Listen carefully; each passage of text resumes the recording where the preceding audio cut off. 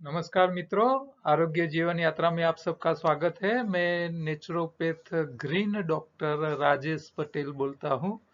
मैं naturopath doctor के साथ योगा मास्टर भी हूँ और मैंने फूड एंड न्यूट्रिशन का भी अभ्यास किया है। बेसिकली मैं सिविल इंजीनियर हूँ और इंजीनियर के हिसाब से मेरा माइंड जो है वो शरीर को एक मशीन मानता है और मशीन को ठीक रखने के लिए कुदरत ने जो कानून बनाए हैं उसको मैं आप तक पहुंचाने का काम करता हूं। तो मैं अपने आप को ग्रीन डॉक्टर इसीलिए बोलता हूं क्योंकि हमारी जो बातें हैं उसमें आपको कोई नुकसान बहुत कम है। आम डॉक्टर का जो सिग्नल होता है वो रेड कलर का होता है, इसीलिए उन लोगों ने सारी अपनी हॉस्पिटल के ऊपर रेड कलर का सिंबल रखा हुआ है। लेकिन उसमें साइड इफेक्ट बहुत होते हैं, जोखिम बहुत होते हैं। और हमारी जो डॉक्टरी है, हमारा जो नेचुरोपैथ की जो पद्धति है, योग वाले, आयुर्वेद वाले, नेचुरोपैथ वाले, वो सारे ग्रीन डॉक्टर से उन लोगों में साइड इफेक्ट बहुत कम होती है। नुकसान के जोखिम बहुत कम है। इसीलिए मैं सारे योग वाले, आयुर्वेद वाले, नेचुरोपैथी वाले सारे डॉक्टर को रिक्वेस्ट करूंगा कि वो अपने डिस्पेंसरी यानी कि उनकी जो जगह है वहाँ जो ट्रीटमेंट करते हैं लोगों के, उसका जो सिंबल है दवा खाने का, वो रेड कलर की जगह ग्रीन कलर वाला करके रखे। तो इससे आप लोगों को एक अच्छा मैसेज पहुंचा सकते हो और हमारी योग व आयुर्वेद और नेचुरोपैथ की वैल्यू बढ़ सकती है। योगाहार को मैं आहार का इंजीनियरिंग कहता हूँ। आप आहार का इंजीनियरिंग ही समझ लो तो आपको नई एलोपैथी की दवाई की जरूरत पड़ेगी, नई आयुर्वेद की दवाई की जरूरत पड़ेगी, नई नेचुरोपैथी की भी ट्रीटमेंट करने की जरूरत पड़ेगी। हालांकि मैं नेचुरोपैथ डॉक्टर हूँ, लेकिन मैं नेचुरोपैथ की ट्रीटमेंट का बहुत कम प्रयोग करता हूँ, नहीं करवाता हूँ, यही मान लो। लेकिन सिर्फ आहार से ही, कुदरत के नियमों से ही शरीर की समस्याएं ठीक करने का प्रयत्न करता हूँ। तो आरोग्य का पंचामृत क्या है? तो आरोग्य तभी जोखिम में आता है जब हम छोटी छोटी गलतियां करते हैं। तो पहले बीमारी आने का कारण यही है कि हम चबा के नहीं खाते हैं। आधी से ज्यादा बीमारियां के पीछे एक ही कारण है, लोग चबा के खाने का समय नहीं देते हैं। पहला सबसे बड़ा। दूसरा, खुराक की क्वालिटी। हम तीनों टाइम पकाया खुराक खाते हैं। पकाया, पकवान, पकवान शब्द का मतलब है जिसको पकाया जाता है। और पकवान आप तीनों टाइम खाओगे तो बीमार पड़ोगे। जो पकता है वो एसिडिक बनता है, जल्दी सड़ता है और बीमारी का कारण बनता है। तो तीनों टाइम पकाया एसिडिक खुराक खाने से बीमारी आती है। बीमारी नहीं आती है कच्चे यानी कि अल्कलाइन खुराक से। आप बिना पकाया खुराक खाइए जो शाकाहारी प्राणी के लिए भगवान ने निर्माण किया है। पत्ती है, सब्जी है, फल है, कंदमूल है, अनाज है, दाल है, ड्राई फ्रूट्स है, ये सारे बिना पकाए आप खाइए तो वो अल्कलाइन रहेंगे, शरीर में बीमारी आएगी ही नहीं। ठीक है। बीमारी के कारण तो पता चल गया। दूसरा कारण क्या है कि वो है शरीर में इकट्ठा हुआ कचरा। अब मान लो कच्चा भी खा रहे हो, अल्कलाइन खा रहे हो, लेकिन ज्यादा खाओगे तो शरीर में कचरा बढ़ेगा। तो कचरे की एक बीमारी है। पकाया एसिडिक खाने से तो और ज्यादा कचरा बढ़ता है। कचरा ज्यादा खाने से भी कचरा बढ़ता है। तो एक कचरे की बीमारी है। दूसरा, दूसरी बीमारी होती है शरीर में। शरीर जब काम करता है, हृदय काम करता है 24 घंटा, तो उसके स्नायुओं को घिसारा पड़ता है। अब घिसारा पड़ा तो उसको मेंटेन करना पड़ेगा।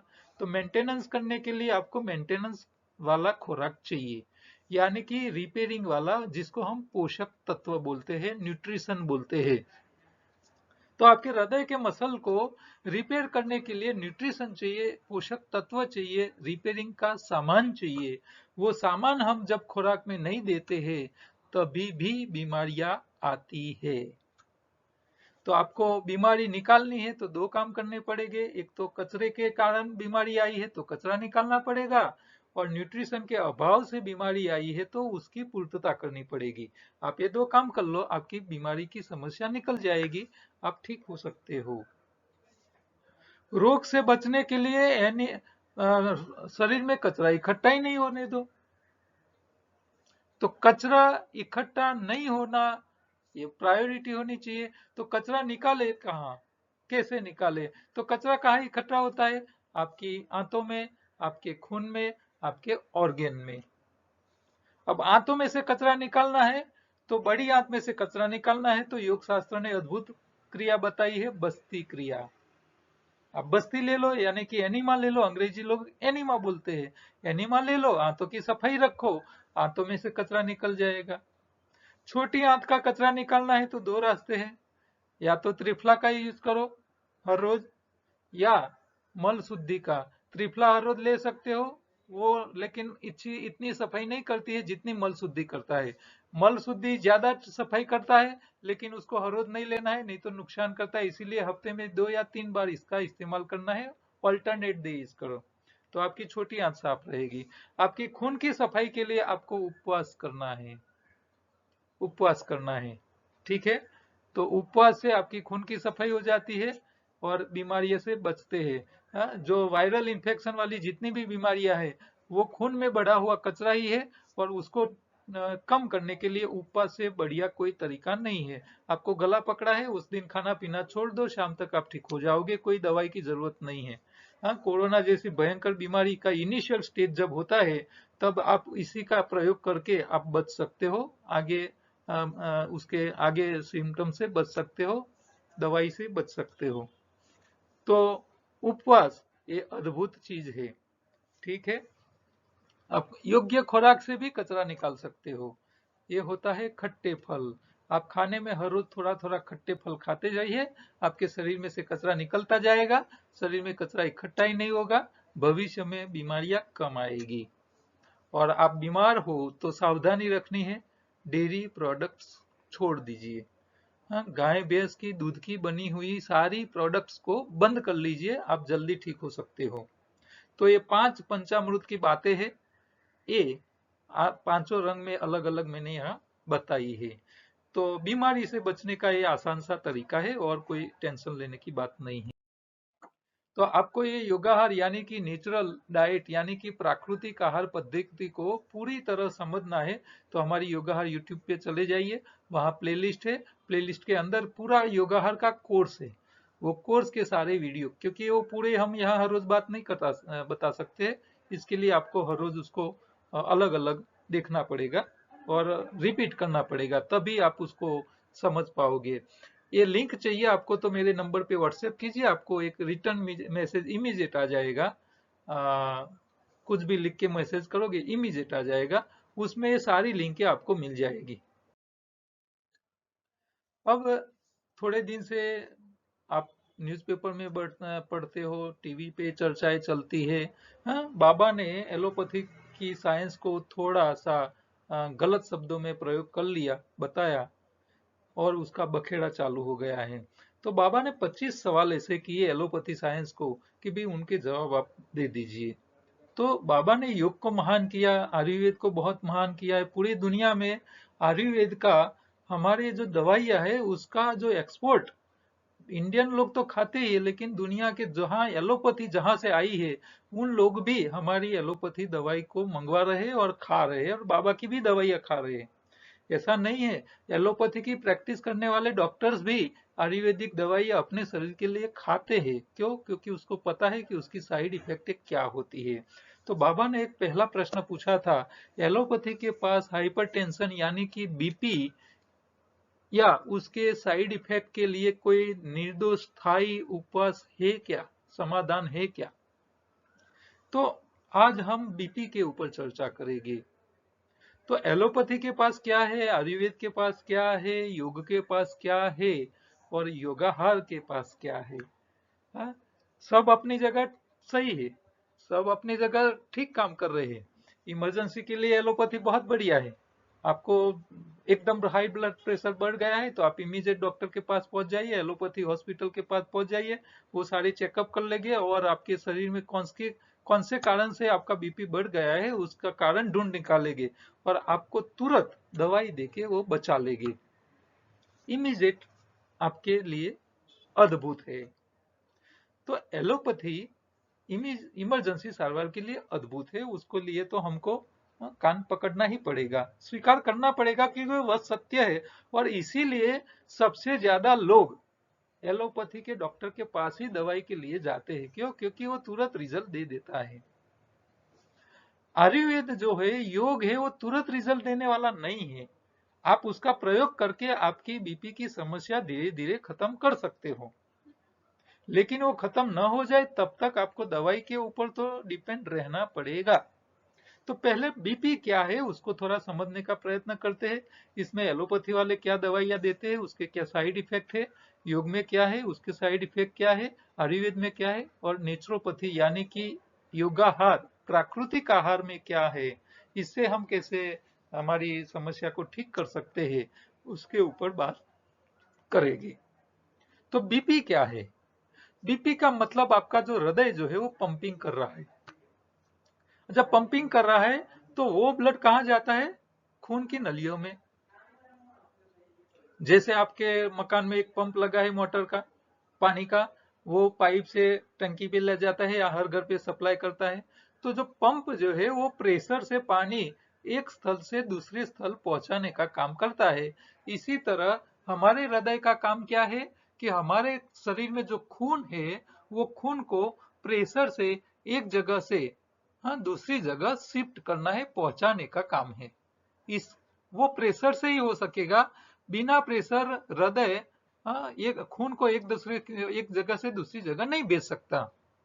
प्रेशर जरूरी है, लेकिन प्रेशर कम भी नहीं चाहिए, ज्यादा भी नहीं चाहिए, ये देखना है। तो ब्लड प्रेशर की बीमारी उसी को कहते हैं कि हमारे शरीर में ब्लड का प्रेशर तो होता ही है, लेकिन प्रेशर जो है वो मर्यादा में रहना चाहिए। कम पहुंचेगा, कम प्रेशर रहेगा तो सही क्वांटिटी में खून नहीं पहुंचेगा तो भी बीमारी आएगी, समस्याएं खड़ी हो जाएगी। अच्छा, ज्यादा प्रेशर से जाएगा तो भी समस्याएं आएगी और काफी खराब परिस्थिति में नई समस्याएं पैदा हो जाती है। तो कम प्रेशर में क्या होता है कि आप अपने बॉडी को कंट्रोल नहीं कर पाते हैं, बैलेंस नहीं कर पाते हैं। ज्यादा प्रेशर से क्या होता है? ब्रेन हेमरेज हो सकता है, खून की नलियां फट सकती है, किडनी फेल हो सकती है, दूसरी कई प्रकार की समस्याएं शरीर में आ सकती है। तो ज्यादा के भी साइड इफेक्ट है, नुकसान है, कम प्रेशर के भी नुकसान है। तो ये व्याख्या क्या है ब्लड प्रेशर की कि when the heart pumps blood through the arteries, आपकी खून की नलिकाओं में जब पंपिंग करता है, the blood puts pressure on the artery wall, એટલે आपकी जो नलिका है खून की उसके ऊपर प्रेशर क्रिएट करता है। और ये जो प्रेशर क्रिएट करता है उसी को ही this is known as blood pressure, इसको ब्लड प्रेशर कहते हैं। तो ब्लड प्रेशर के कितना होना चाहिए? तो 80-120 का एक क्राइटेरिया रखा है एलोपैथी साइंस ने कि भाई इतना ब्लड प्रेशर नॉर्मल व्यक्तियों का ज्यादातर रहना चाहिए, ज्यादातर पब्लिक का। लेकिन हमने ऐसे कई लोग देखे जिसका ब्लड प्रेशर हर रोज 150 के आसपास रह रहा है, लेकिन उनको कोई समस्या नहीं है। तो उसका शरीर 150 का ब्लड प्रेशर मेंटेन करने के लिए हैबिचुअल हो चुका है, वो उसको संभाल पा रहा है। उसको नहीं हेडेक हो रहा है, नहीं विजन में प्रॉब्लम है, नहीं बैलेंस में है, वो चलने हलने हिलते फिरते चलने में उसको कोई दिक्कत नहीं है, वो सारे काम आराम से कर रहा है। तो उसका शरीर उसको मेंटेन कर रहा है। ऐसे अपवाद बहुत कम लोगों में होता है। लेकिन आपको मान लो 150 है बीपी और आपको चक्कर आ रहे, आंखों में सही दिखाई नहीं दे रहे, बैलेंस नहीं कर रहे, सूजन आ रही है कहीं भी और पेन बढ़ रहा है, या चेस्ट में पेन बढ़ रहा है, तो ये सिम्टम जब दिख रहे हैं तो वो प्रेशर आपके लिए जोखिम वाला है।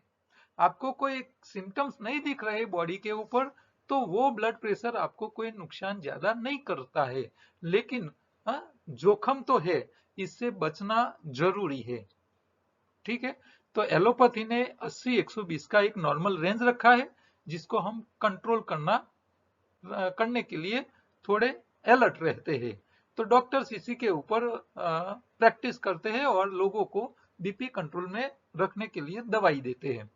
तो पहले तो बीपी होने के कारण क्या हो सकते हैं और ये कारण के हिसाब से आपको क्या समस्या आ सकती है, उसके ऊपर चर्चा करनी पड़ेगी। तो पहला तो कारण ये है कि आपकी खून की जो लिक्विडिटी है, डेंसिटी है, वो ज्यादा गाढ़ा यानी कि थिक हो जाएगा, तभी भी आपको ब्लड प्रेशर हो सकता है। क्योंकि जो प्रवाही है, अब आप पानी के पंप है, उसमें आप पानी ही प्रेशर एक जगह से दूसरी जगह भेजना है, तो पानी का जो पंप है उसके ऊपर इतना प्रेशर नहीं आएगा क्योंकि वो लिक्विड पानी है। अच्छा, पानी की जगह मिट्टी वाला पानी है, कंकड़ वाला पानी है, रगड़ा है, मिट्टी का रगड़ा है, तो वही पंप के ऊपर ज्यादा प्रेशर लगेगा। यानी कि जो पानी की लिक्विडिटी थी, डेंसिटी थी, वो लो थी और वो गाढ़ा कचरा आ गया, तो वो हाई डेंसिटी वाला हो गया, और गाढ़ा कचरा है तो वो प्रेशर बढ़ाता है। तो आपके खून की जो लिक्विडिटी है, जो पतला या गाढ़ा है, पतला है तो कम प्रेशर रह जाता है, और गाढ़ा हो जाता है तो प्रेशर बढ़ जाता है। तो खून की पतला और गाढ़ा, थिक और थिन, दोनों में कंडीशन में प्रेशर प्लस माइनस हो जाता है। तो एक कारण ये हो सकता है। अच्छा, खून गाढ़ा कब होता है? कि आपके खून में चर्बी, फटती चर्बी, जो घूमती हुई चर्बी है, फैट है, हाँ, खराब कोलेस्ट्रॉल जब ज्यादा आपके खून में घूमता है, तभी भी ब्लड प्रेशर बढ़ सकता है। दूसरा, ब्लॉकेज। आपके खून की नलियों में आपने जो खाया है रिफाइंड तेल, उसका जो बचा हुआ कचरा है, वो कचरा जब ब्लॉकेज में कन्वर्ट हो जाता है, आपके खून की जो नलियां है वो अंदर से सिकड़ जाती है, कचरे के ब्लॉकेज के कारण रास्ते छोटे हो जाते हैं, तभी भी बीपी बढ़ता है, ब्लड प्रेशर तभी, क्योंकि रास्ता सिकड़ गया है, तो यहाँ से पंपिंग हो रहा है, लेकिन ब्लड आराम से, रास्ता छोटा होने के कारण ब्लड आगे आगे भी बढ़ नहीं सकता है, इसीलिए आपको प्रेशर बढ़ सकता है। तो दूसरा कारण है ब्लॉकेज। तीसरा कारण है कि आपकी जो आर्टरी है, जो खून की नली का है, वो कड़क हो जाती है। यानी कि ज्यादा प्रेशर जब बढ़े तो उसको फैलना चाहिए। अब रबर की पाइप में पानी पंप का पानी, पानी का पंप है, उसके साथ रबर की पाइप डाल दो, और प्रेशर आप जैसे आप पाइप को दबाओगे तो वो पाइप फूलेगी, रबर की है इसीलिए फूलेगी, तो वो प्रेशर रिलीज हो जाएगा। ठीक है, बीच में से आप दबाओगे। लेकिन आप लोहे की पाइप में से पानी पसार कर रहे हो और वाल्व बंद कर लो, तो लोहे की पाइप फैलने वाली नहीं है, वो फ्लेक्सिबल नहीं है।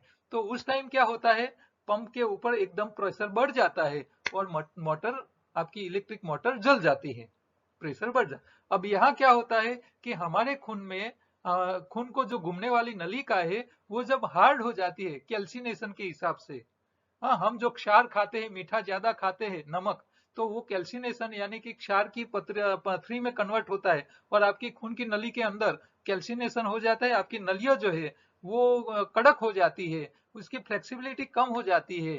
तभी क्या होता है, हार्ट के ऊपर प्रेशर बढ़ जाता है, और ज्यादा प्रेशर बढ़ जाए तो आपका हार्ट फेल हो सकता है। तो एक कारण ये भी हो सकता है। तो ये अलग अलग प्रकार के कारण है ब्लड प्रेशर बढ़ने के। तो ये हर अलग कारण के पीछे उसका समाधान एलोपैथी ने ढूंढ निकाला है, नहीं निकाला है ऐसा नहीं है। आपके खून के, आपकी नलियों को, आपका बीपी क्यों बढ़ा है? कैल्सिनेशन के कारण बढ़ा है, खून में कचरा बढ़ गया है, खराब कोलेस्ट्रॉल बढ़ा हुआ है, ब्लॉकेज के कारण हो चुका है। सब अलग अलग कारण को वो ढूंढ निकालते हैं, फिर उसके लिए वो दवाई देते हैं। तो वो अलग अलग प्रकार की दवाइयां अभी बाजार में चलती है, सालों से चलती आती है, और हर साल नई नई भी आ रही है। तो मैंने थोड़ी दवाइयां ढूंढ निकाली है। मैं ऐसे एलोपैथी का डॉक्टर नहीं हूँ, मुझे इतना ज्यादा इसके बारे में पता नहीं है, लेकिन जो नॉलेज मुझे मिल गया है, इंटरनेट पे ऊपर आज तक आज तो सब कुछ उपलब्ध है, आप भी चेक कर सकते हो। तो मैंने जो पढ़ा है, देखा है, सुना है, तो उसके ऊपर थोड़ी आज चर्चा करते हैं कि कौन सी दवाई किसके लिए वो लोग दे रहे हैं, और उसकी साइड इफेक्ट क्या होती है। क्योंकि जो जो दवाई काम करती है, जिसकी इफेक्ट होती है उसकी हर हमें साइड इफेक्ट होती है, ये पक्का है। किसी भी चीज का जिसकी इफेक्ट है उसकी साइड इफेक्ट होगी, चाहे वो एलोपैथी की हो या आयुर्वेद की हो या किसी भी प्रकार की, इफेक्ट की हमेशा साइड इफेक्ट होती है। हाँ, तो आप बॉल को दीवार पे डालोगे तो इसके ऊपर जाएगा तो रिटर्न आएगा ही, तो इसकी साइड रिटर्न आया मतलब ये साइड इफेक्ट। आपने बॉल डाला, वो इफेक्ट किया, उसकी साइड इफेक्ट क्या हुई, वो रिटर्न आ गया, उतनी ही प्रेशर से वापिस आया। तो आप जो काम दवाई के रूप में शरीर के समस्याओं को खत्म करने के लिए करते हो उसकी साइड इफेक्ट होगी होगी होगी।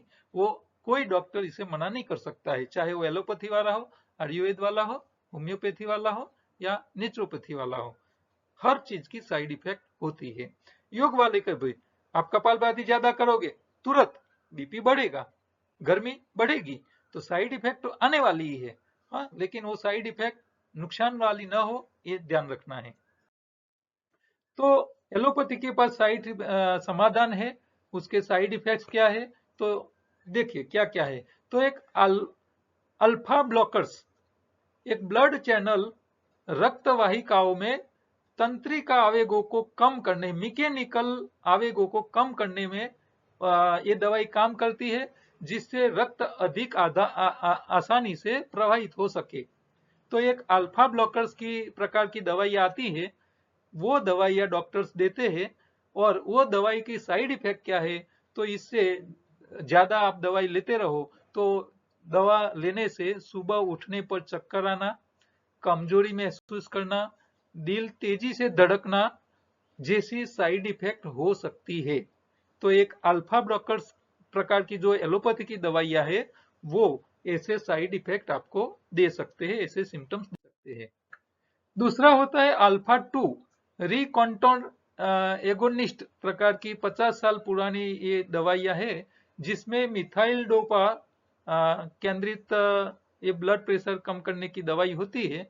इसमें उसका उपयोग अभी थोड़ा कम हो गया है, लेकिन ये गर्भावस्था के दौरान होने वाले हाई बीपी प्रेशर के लिए ये ज्यादा माना जाता है, ऐसा ये रिपोर्ट है।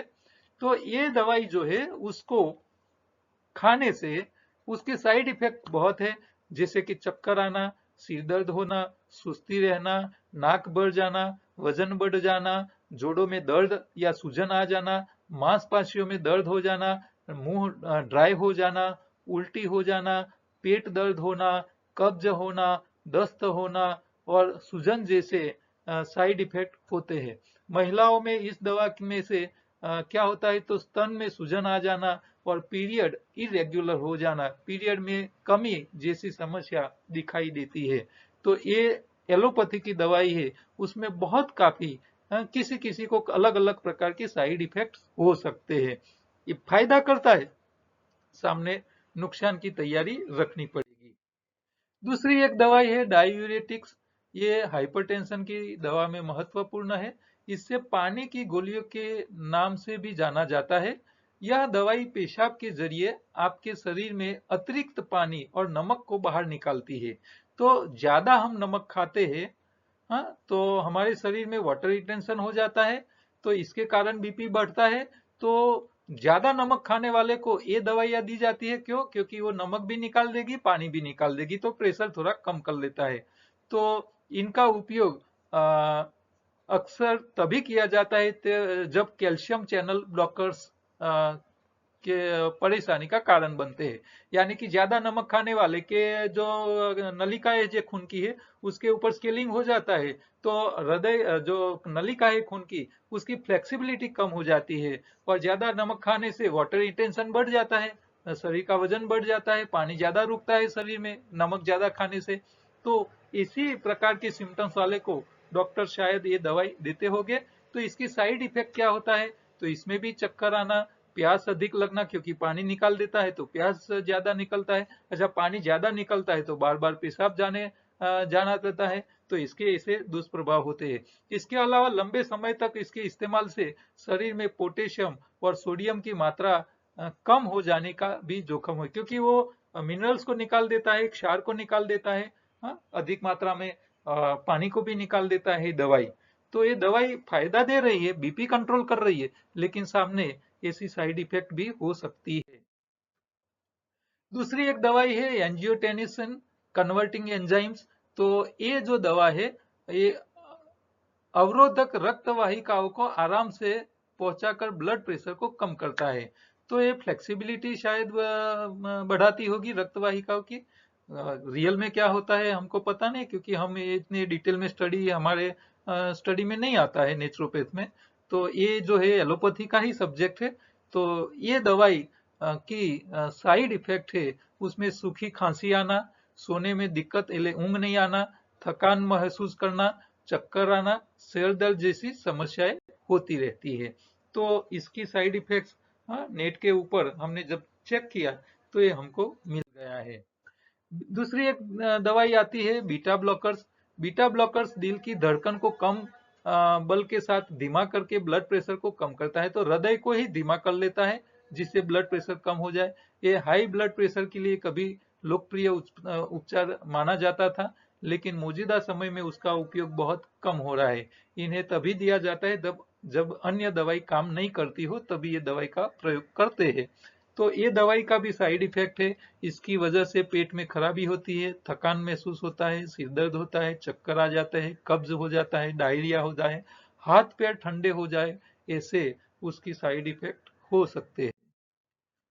दूसरी एक दवाई होती है कैल्शियम चैनल ब्लॉकर्स।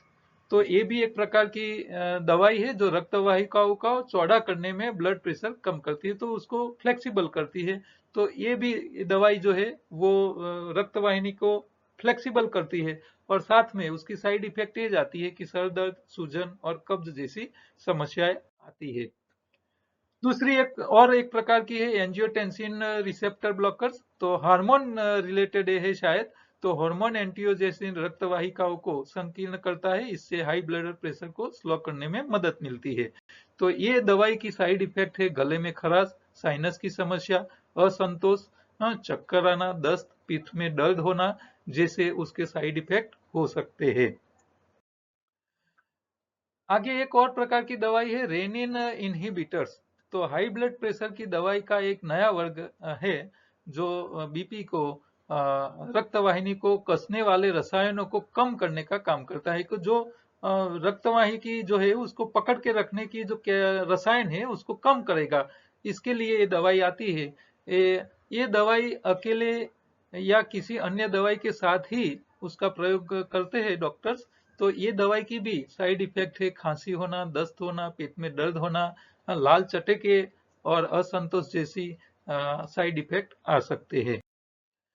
इसके अलावा एक और दवाई होती है पेरिफेरल एंड्रोजेनिक इनहिबिटर्स।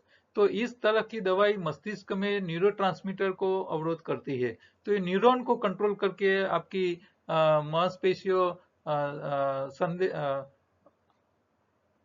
जो वो कंट्रोल करता है। तो आपका जो संदेशा जो है वो मांसपेशियों तक आसानी से पहुंचाता नहीं पहुंचाता है, इसीलिए आपको रिलीफ महसूस होता है। तो हाई ब्लड प्रेशर की दवाई की तुलना में ये दवाई बहुत कम इस्तेमाल की जाती है, क्योंकि ये पर्टिकुलर पेशेंट को ही दी जाती है।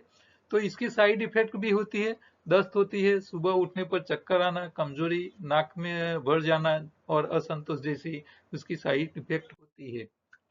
तो ये सारी हमने देखी जो थी वो एलोपैथी की दवाइयाँ थी।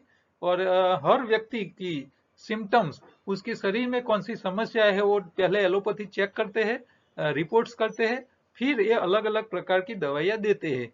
तो ये इतनी सारी प्रकार की हमने जो एलोपैथी की दवाई देखी, वो सारी दवाई एक्सपर्ट डॉक्टर्स करे तो अच्छा रहेगा। क्योंकि एक्सपर्ट डॉक्टर क्या करते हैं कि बीमारी की जो मूल वजह है, बीपी की जो मूल कारण है, वो चेकअप करते हैं, बॉडी के पूरी चेकअप करते हैं, फिर उसके नतीजे पे आते हैं, फिर वो दवाई प्रिस्क्राइब करते हैं। हम क्या करते हैं, बीपी बढ़ जाता है तो हम हमारे लोकल डॉक्टर्स के पास जाते हैं। हम हमारे लोकल डॉक्टर्स के पास जब जाते हैं तो हमारे लोकल डॉक्टर्स क्या करते हैं कि पेशेंट को ज्यादा खर्चा नहीं कराने के माइंड से, बेचारे की पैसे खर्च ज्यादा ना हो जाए इसके लिए वो क्या करते हैं, अपने नॉलेज के हिसाब से शरीर को देख के सिम्टम्स को देख के वो दवाई दे देते हैं। फिर मान लो 2-4 महीना आपने दवाई खाई, आप कोई दूसरी समस्या लेके जाओ कि साहब इसमें मुझे ऐसी ऐसी समस्या हो रही है, तो उसको तो पता ही है कि ये बीपी की गोली खा रहा है, तो उसके हिसाब से इसकी साइड इफेक्ट ये आ रही है, तो वो क्या करेगा, दवाई थोड़ी बदल देगी। तो ये सिम्टम्स, वो जो दवाई की सिम्टम्स थी वो बंद हो जाएगी, आपको दूसरी दवाई दे देगा। फिर वो क्या होगा, वो 2-4-6 महीने आपने खाया, तो इसकी वो नई दवाई की नई साइड इफेक्ट आएगी, आप उसको 2-3 महीने के बाद दोबारा जाओगे तो वो सिम्टम्स आप रजू करोगे तो वो और बदल लेगा। क्योंकि कोई भी दवाई आप खा रहे हो उसके साइड इफेक्ट तो आने वाले ही है। कोई ऐसी दवाई होती ही नहीं है, चाहे आयुर्वेद वाली हो या चाहे एलोपैथी की हो, साइड इफेक्ट होती है। तो आयुर्वेद में समाधान क्या है, तो सबसे ज्यादा आयुर्वेद में समाधान क्या है, तो बाबा ने उनकी पतंजलि ने मुक्तावटी की दवाई बना दी है। तो मुक्तावटी जो है वो एलोपैथी के हिसाब से साइड इफेक्ट बहुत कम करती है। तो पहले तो आप दूसरी दवाई खाओ, इससे अच्छा है कि आप मुक्तावटी ले लो। तो कम से कम साइड इफेक्ट है जो जितनी आयुर्वेद एलोपैथी की दवाई में हो रही है, इससे आपको काफी कम रहेगी। तो आपका बीपी नॉर्मल न हो जाए और आपके शरीर में ज्यादा सिम्टम्स या ज्यादा साइड इफेक्ट ना आए, दूसरी बीमारी घुस न जाए, इसके लिए आप बीपी के बीमार हो, बीपी के मरीज हो, तो आपको एलोपैथी की जगह आयुर्वेद की दवाई लेनी पहले प्रीफर करनी चाहिए। तो आप आयुर्वेद की दवाई ले लीजिए, आप पतंजलि स्टोर में कहीं भी जाएंगे तो आपको वहां से मिल जाएगी। वहां डॉक्टर्स भी होते हैं आयुर्वेद के, तो वो आपको उनकी दवाई आपको चेक करके दे सकते हैं। लेकिन कोई भी आयुर्वेद की दवा हो उसके भी दुष्प्रभाव तो होते ही है।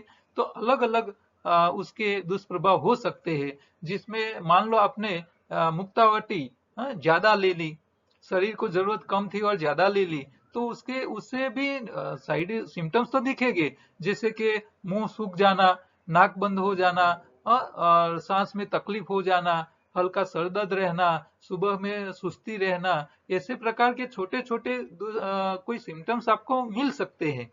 तो ये भी दवाई है, दवाई का अतिरेक हो जाएगा तो नुकसान करेगा। तो आपको अतिरेक ना हो जाए इसके लिए आपको आयुर्वेद के जो पतंजलि स्टोर वाले डॉक्टर्स हो बिना चार्ज किए ही, हाँ, ये बहुत बढ़िया काम बाबा ने किया है कि पूरे देश में पतंजलि आयुर्वेदिक दवाइया डॉक्टर्स को जोड़ के उन लोगों को बिठाया है, और बिना चार्ज, आपके पास एक भी रुपये का कंसल्टेशन चार्ज नहीं लेते हैं, और आपके पास वो आपकी ट्रीटमेंट करते हैं, आपको सही दवाइयाँ देते हैं। तो आयुर्वेद से काफी बीमारियों में राहत होती है, बीमारियों में से। और धीरे धीरे ऐसा भी माना जाता है कि मुक्तावटी जो है आपको बीपी से मुक्त करती है लंबे टाइम लेने से। टाइम ज्यादा जाएगा लेकिन आपको मुक्त कर सकता है, ऐसे भी रिपोर्ट है। तो इसके फायदे भी है कि धीरे धीरे कई लोगों की बीपी छूट जाती है, दवाई उसकी छूट जाती है। तो ये सारे फायदे भी है, थोड़े ओवरडोज करने से नुकसान भी है। तो आयुर्वेद में जो दवाइयाँ है इसमें पतंजलि की जो दवाई है वो सबसे बढ़िया है। उसके लिए तो हम उसको मान देते हैं, और बाबा ने जो काम किया है दुनिया में सबसे बढ़िया काम किया है। योग में क्या समाधान है, हाँ, जो आप मान लो योग करके बीपी कम कर सकते हो, तो योग के तो कोई साइड इफेक्ट है ही नहीं। हाँ हाँ, सावधानी जरूर रखनी है, आपको पहले दिन से ज्यादा योग कर लेना नहीं है।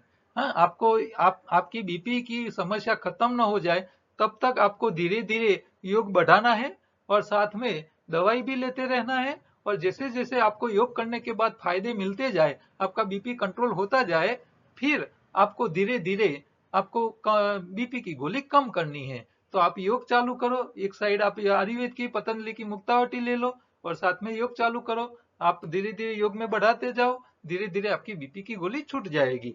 तो योग करने से भी फायदा होता है, लेकिन योग में, हाँ, आपको एक प्रकार का योग आपका बीपी का सॉल्यूशन नहीं लाके दे सकता है। आपको क्या करना पड़ेगा, पूरा योग का पूरा पैकेज होता है। हाँ हाँ, 1-1.5 घंटे का, कि भाई आप जॉगिंग करो, वार्म अप करो बॉडी को, फिर आसन करो, आप प्राणायाम कीजिए। प्राणायाम में कपालभाति आपको शुरू में बहुत कम और धीरे धीरे करना है। आप एकदम ताकत से करोगे तो आपका बीपी बढ़ जाएगा, तो फायदे की जगह आपको नुकसान हो जाएगा। तो शुरू में आपको बिल्कुल स्लो, 1 सेकंड में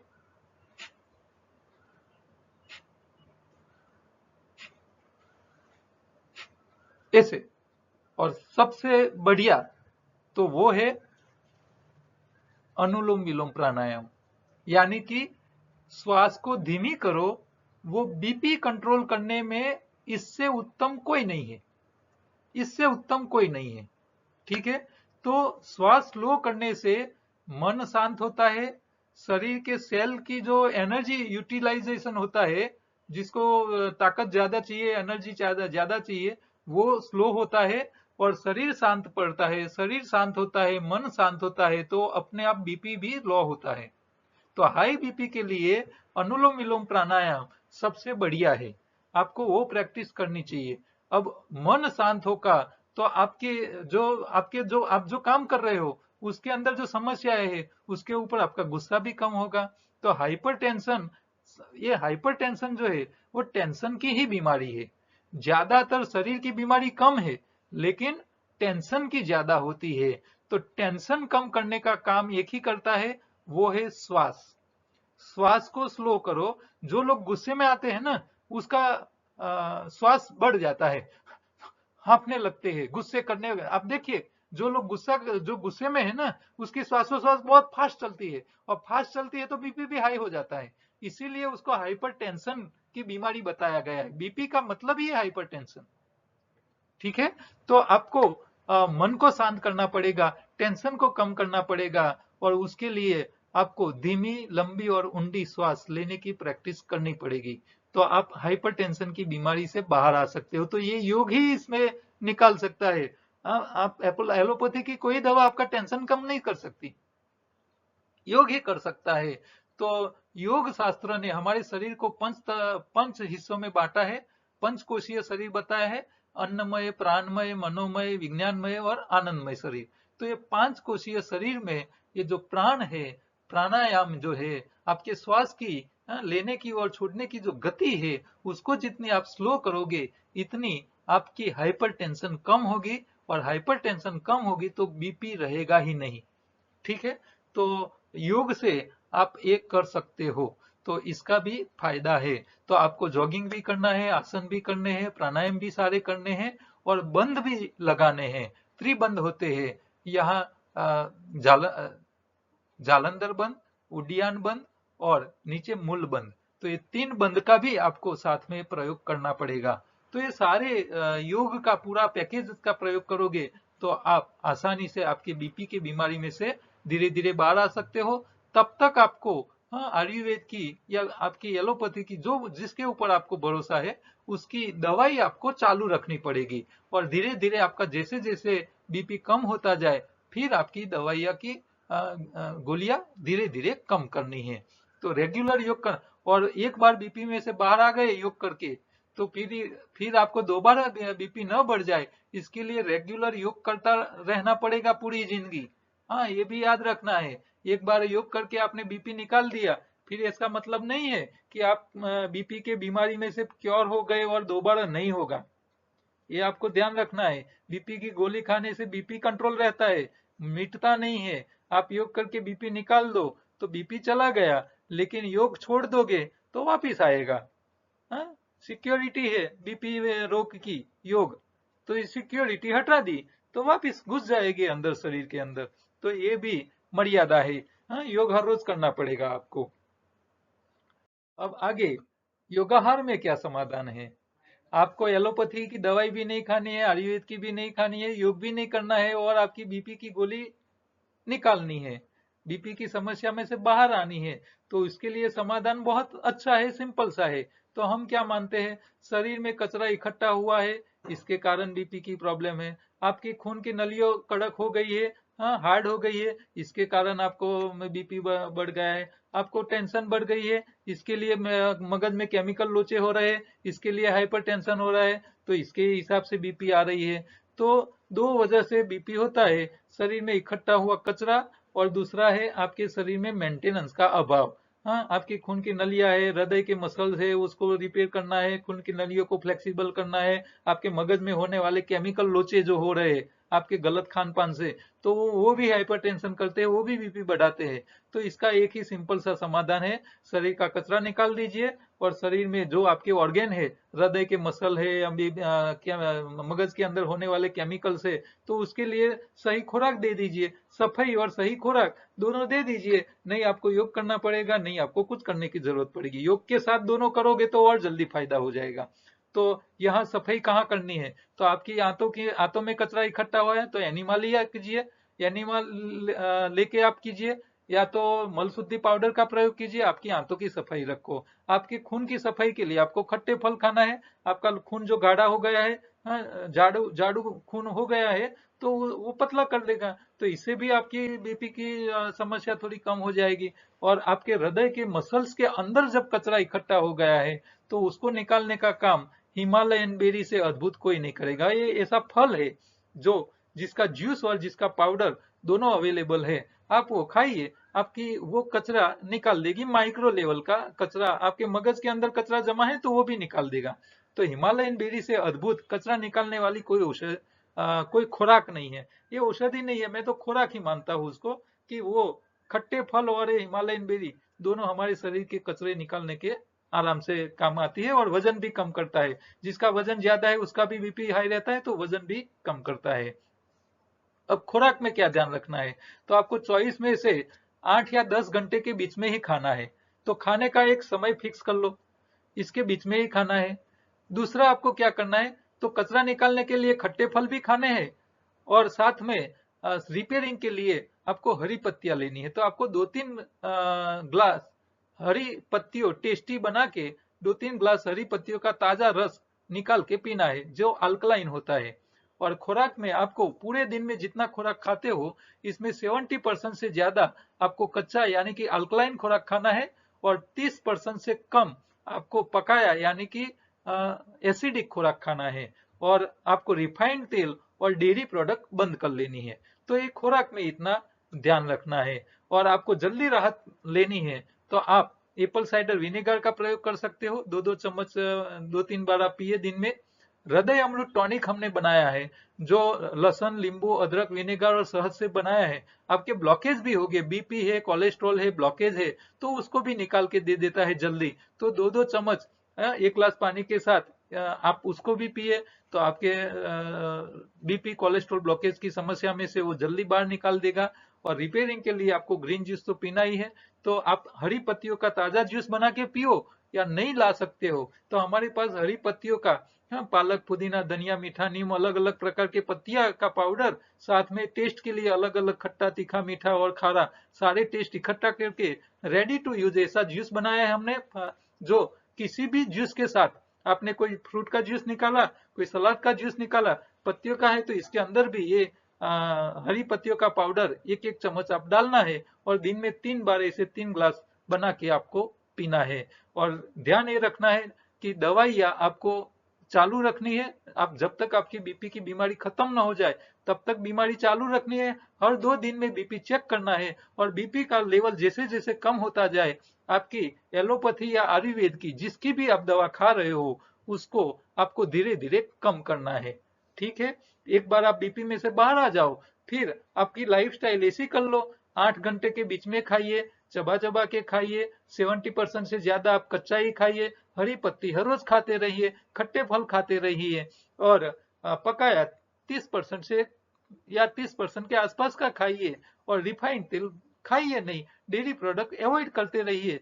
तो दोबारा भविष्य में आपको शरीर में बीमारी आएगी नहीं, बीपी, हाइपरटेंशन आएगा ही नहीं, और नहीं आपको कसरत करने की जरूरत पड़ेगी, नहीं योगा करने की जरूरत पड़ेगी, नहीं आयुर्वेद की दवाई की जरूरत पड़ेगी, नहीं एलोपैथी की दवाई खाने की जरूरत पड़ेगी। और दवाई खाने से साइड इफेक्ट आती है तो इससे बच सकते हो।